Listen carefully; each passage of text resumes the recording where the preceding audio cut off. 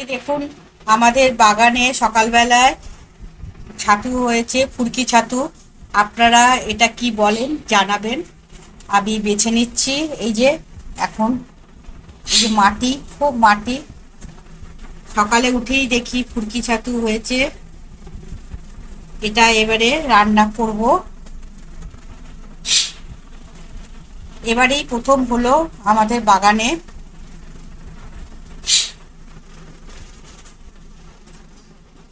খেতে তো খুব দারুণ লাগে, খুব মিষ্টি।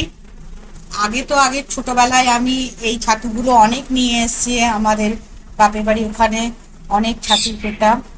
আর এগুলো এত খেতে টেস্টি আর খুব নরম। চলুন এটা করে আমি দেখাচ্ছি। ভালো করে বেছে ধুয়ে নেব, আর দিয়ে তারপরে রান্নাটা রেসিপিটা আমি দেখাবো। এটা গরম হয়ে গেছে, একটু তেল দিয়ে দিলাম, সর্ষের তেল পরিমাণ মতো দিয়ে দিলাম। এই দেখুন, ধুয়ে রেখেছি ফুরকি ছাতু, কেউ কেউ আবার বলে বালির ছাতু। আমাদের বাগানে এই প্রথম হলো বর্ষাকালে ফুরকি ছাতু, আর কেউ কেউ বালির ছাতুও বলে। ধুয়ে টুয়ে সব রেডি করে রেখেছি। সকালবেলায় দেখছি বাগানে অনেক ছাতু হয়েছে।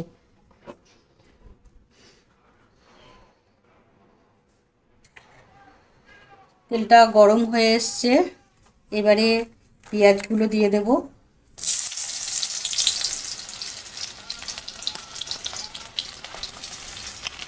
তারপরে দিয়ে দেব টমেটো কুচি, একসাথেই দিয়ে দেব।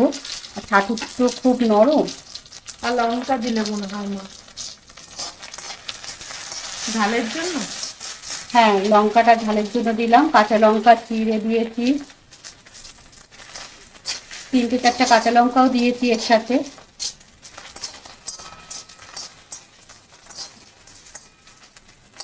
বর্ষাকালে বলে এগুলো খেতে কিন্তু খুবই ভালো লাগে। দারুণ টেস্ট হয়।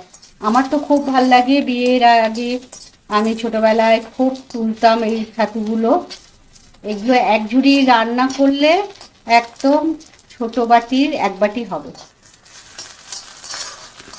আর এগুলো খুব নরম আর খেতে খুব টেস্ট।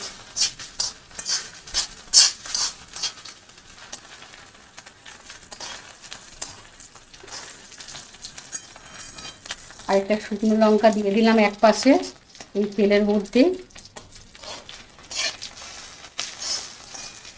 কোনো কিছু ফোড়ন লাগে না, শুধু একটু টমেটো আর পেঁয়াজ কুচি তেলের মধ্যে দিলেই হয়ে যাবে। পেঁয়াজটা একটু ভাজা ভাজা, একটু লাল লাল করে ভেজে নেব। গ্যাসটা একটু কমিয়ে দেব, দিয়ে এবারে নুন দিয়ে দেব। একটু নুন দিয়ে দিলাম পরিমাণ মতো।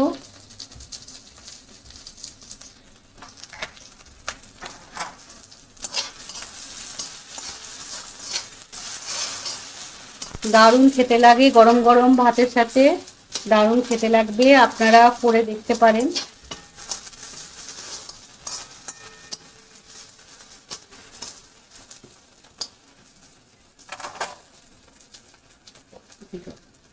এগুলো ভাজা ভাজা হয়ে গেছে, জল চিপে এই ছাতুগুলো দিয়ে দিলাম।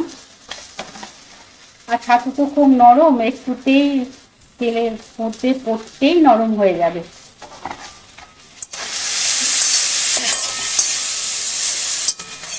গ্যাসটা কমিয়ে দেবো, নাহলে পুড়ে যাবে। একদম কমিয়ে ভাজতে হবে, এক্ষুনি হয়ে যাবে। 5 মিনিটেই হয়ে যায় রান্না। এগুলো বেশি টাইম লাগে না। এই দেখুন, এখনই গলতে আরম্ভ করে, তেলে পড়তেই গলতে আরম্ভ করে দিয়েছে। আমি দিয়ে দেবো একটু সর্ষে বাটা। সর্ষে বাটা দিয়ে দেবো, অল্প দেবো, বেশি দেবো না।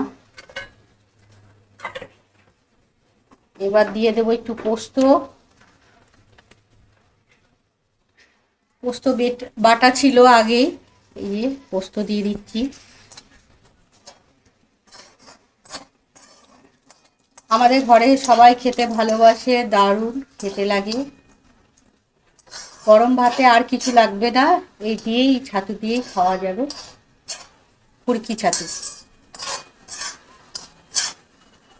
আপনারা আমার পাশে এইভাবে থাকবেন, একটা লাইক করবেন, কমেন্ট করবেন, আর বন্ধুদের সাথে শেয়ার করতে ভুলবেন না, আর সাবস্ক্রাইব করতে ভুলবেন না। আপনাদের অসংখ্য ধন্যবাদ।